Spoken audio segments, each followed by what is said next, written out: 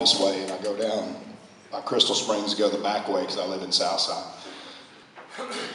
And I was going down the road, and one of the country roads, nobody out there, and my phone vibrated.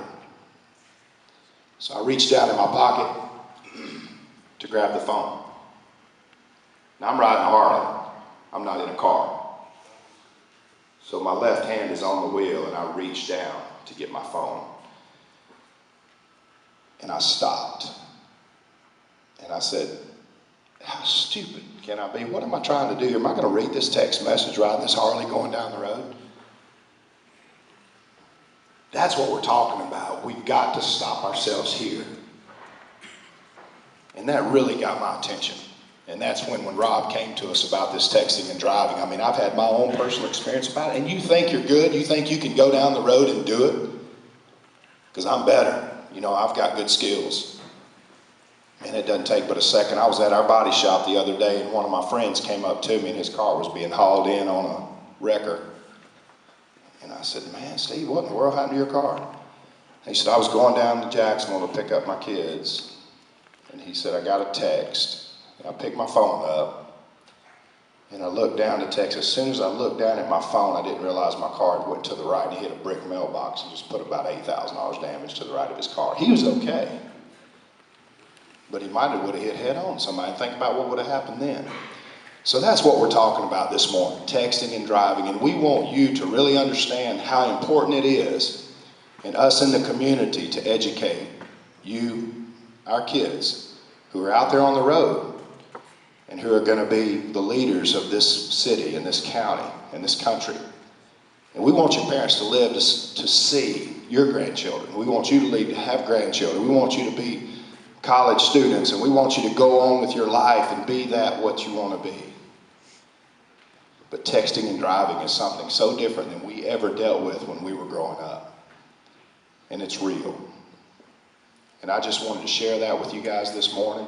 Thank y'all for giving me the time. Thank you for letting us come in, because it is so important that you really understand why we're here.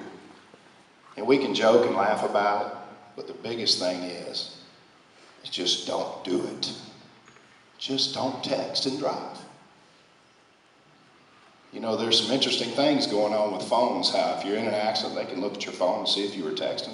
It's got a timestamp on it every time. And I'm not sure what the penalties are now, but I'm sure they're going to get very, very stiff. Thank y'all for letting me come this morning. I appreciate you and everything that you do, guys. Y'all come. I wanted to ask you, I know that Honda is really making efforts to try to make the vehicles more safe and to have alternatives for texting and driving. Is there a study program? Yeah, I didn't really want to get into selling cars, although we will. But our new Accord and the new CRV that was just redesigned does have an SMS texting feature on it.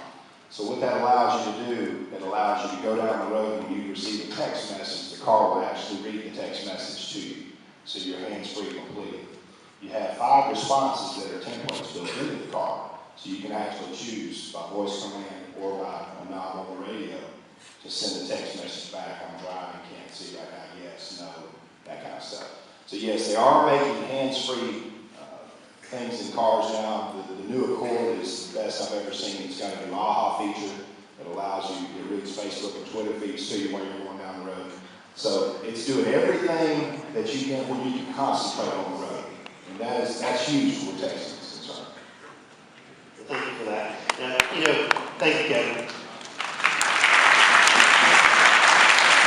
Yeah, I think Kevin had a very good point about skill sets when you're driving.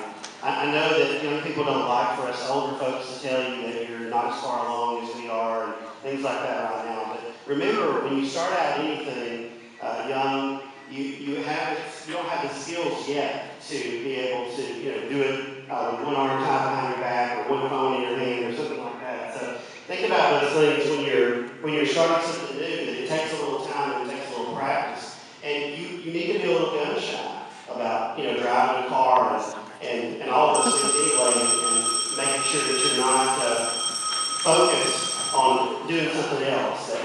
Driving is not something that you do multitasking and doing when you're young. And we're saying that for your own safety. All right, I want to just talk about briefly, the penalties, the first offense is $25, the second offense is $50, and then if you get caught a third time texting and driving, it's $75. Now, this is just being pulled over, this is just an officer being parked on an overpass or something and actually visually seeing you holding your phone.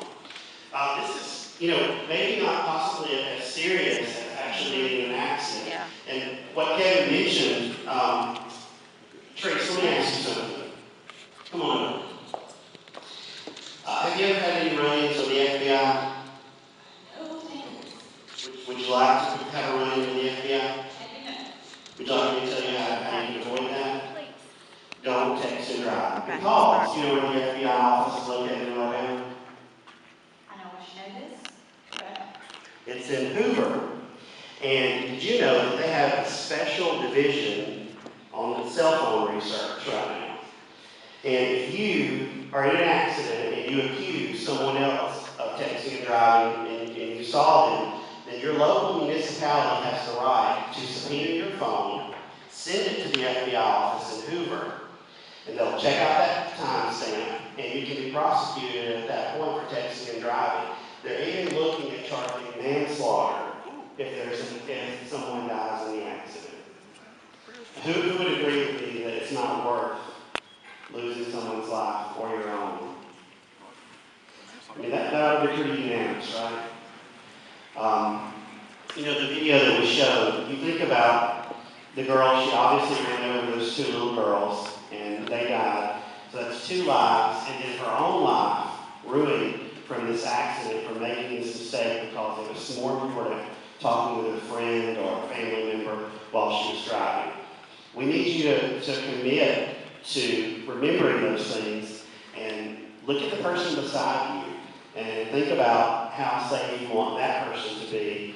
And how you obviously probably sitting next to your friend or boyfriend, girlfriend, or whatever. So you care about that person and you need to think about them when you're behind the wheel, how it will affect them.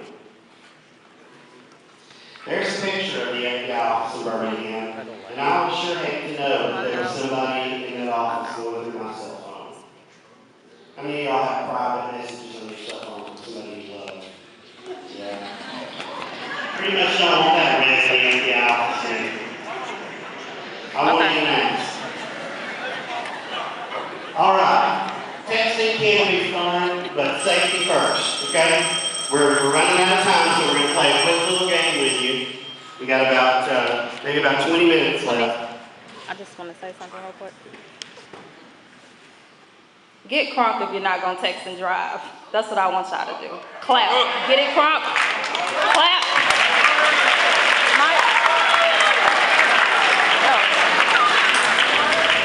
No texting and driving. Get it crunk. Let's see it. Where we at? Where we at? Where we at? What school is this? What school? Alexandria, big rock! That's it? Oh. Y'all gonna let the other schools beat y'all out, huh? Because we're putting this on video. Alexandria, big crunk, no texting and driving.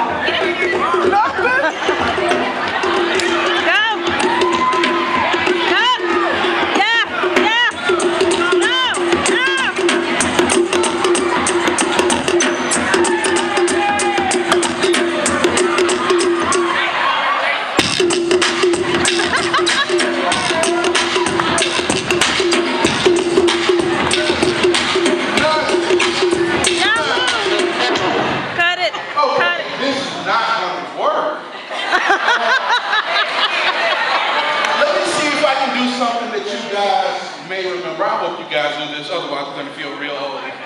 VAL